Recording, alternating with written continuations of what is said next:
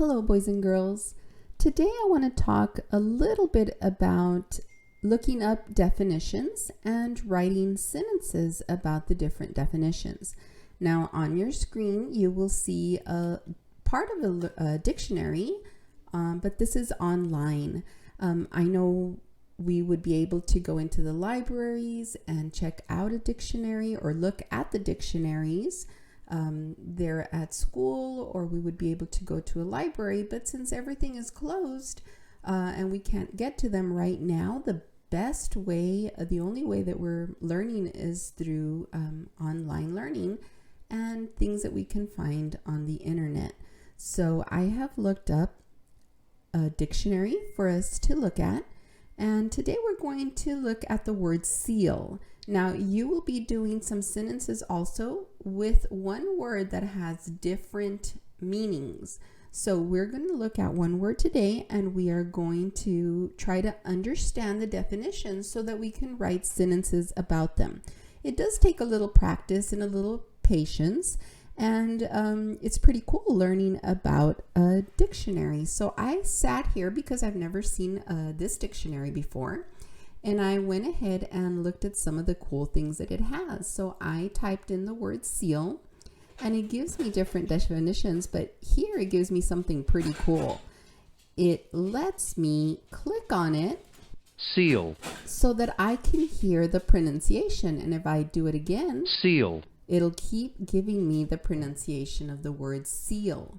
So if you ever have a hard word, you don't know how to pronounce it, you can come to an online dictionary and it gives you the correct pronunciation of the word. And of course, it tells us here how to sound it out or how to pronounce it. So remember that it also tells us if it is a noun or a verb. So we have different definitions of the word seal. Let me close this up. And we have a definition of seal. The first definition is a verb, which is an action. Then, of course, we have some suffixes that they've added: seals, sealed, and sealing. Then if we keep scrolling down, we will find a second definition, and it is a definition of seal that is a noun.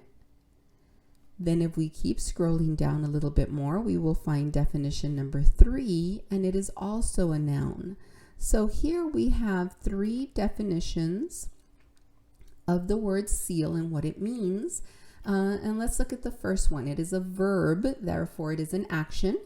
And this is the definition. It says to close something tightly so that air, liquid, etc. cannot get out. So here we have the definition. It means to close something tightly, so tight that air, liquid, or anything else that it has inside of it can't get out. And of course, they always give us a definition, a sentence, and it says he sealed the jar, which means to close. Then we can keep moving down, and it gives us different definitions or different things that we can seal. Okay, we want to just look at the first one, and we're going to the second definition, and we're going to just look at the first definition that it has.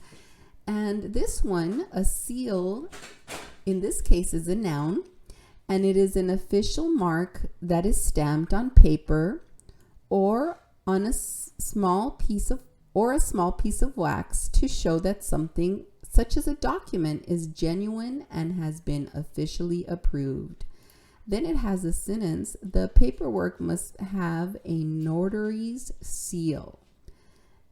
Now this means that it's an official mark. So it could be an official mark that is stamped on a paper, or it's a small piece of wax, which doesn't get used very much anymore, but it used to get used in the past when they didn't have the stamps. Then we have the next seal. And it is a large animal that lives in the sea near coasts, has flippers, and eats fish. And of course, here they show us a diagram or a picture of a seal. So the first thing we want to do when we look at definitions in a dictionary is try to understand them so that we can write sentences about them. So here we have the 3 definitions, And I went ahead and wrote the directions. It says write a sentence using the first definition of seal. And if we go back and forth, which I did when I was studying it, something that you should do too, it meant to close tightly. I didn't write out the whole thing, but this reminds me that, oh yeah, it meant to close tightly. So I am going to think of a sentence where I can use the word seal that means to close tightly. And I am thinking of something that needs to be closed tightly. If not, it'll spill, which is paint. And my sentence is, I helped my dad seal the paint can. I helped my dad seal the paint can. Now, in my sentence, does that mean that I helped him close tightly? And it makes sense. So I am using the first definition. The second one, it says, write a sentence using the second definition of seal. And we read that it was an official mark showing it is real or proven. And I know, and I've seen in birth certificates, usually you have a seal from the city that makes it real or proven that you were born there. Certificates sometimes will have a seal if you're giving a certificate of some kind from an organization, or an award will sometimes have a seal. So I am going to choose my birth certificate has a special seal from the city. So if you have it handy and you look at your original birth certificate, you can see that it has a seal, not an animal, but a mark, an official mark. Okay, so now I have used the word seal, and I've used it under a different definition. So here we'll keep using the same word over and over, but we're using a different meaning of it. Now we're going to use the third definition of seal, and that one was, I think, was the easiest, right? The one we knew, and it is a large sea animal. And the definition, or the sentence, I'm sorry, is going to be, did you see the zookeeper feed the seals some fish? And I decided to make that an interrogative sentence, which is a question sentence. So you can make declarative sentences if you'd like I did in the first one and the second one, or you can change it and make an interrogative sentence by asking a question. Did you see the zookeeper feed the seal? And I used the word again, same word, but with a different definition, which is, of course, the large sea animal that we can find at a zoo sometimes, at SeaWorld, of course. So this is how you are going to be writing your sentences. It does take some reading. It does take some thinking about what you're going to write so that your sentences make sense. Yours is a little easier because you don't have to go to a dictionary online. But again, if you ever come across a word, that is exactly what you can do when you need to know what a word means, what part of speech it is, and even remember how to pronounce it. Now, remember that word that Ms. Rutowski used on Zoom with us the other day? What was that? I even thought she had made it up. I think it was persnickety. Persnippety. There it is. And I love using an online dictionary because it'll give you a suggestion as to what it is that you're trying to spell out. I had never heard that word before. I don't know if you had, but I love when people say new words because I can go to a learner's dictionary just like this. I can try to type out the word and how it is spelled. I did not know how it is spelled, but there it is.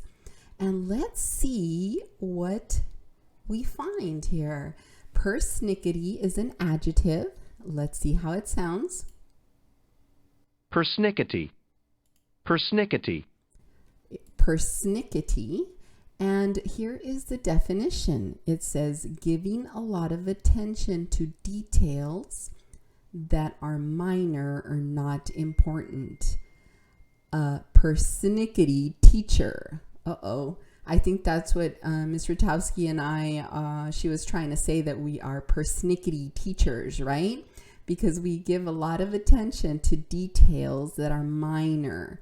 And right now the details we're looking at is your writing, that sometimes we think, oh, it's just a letter A, right?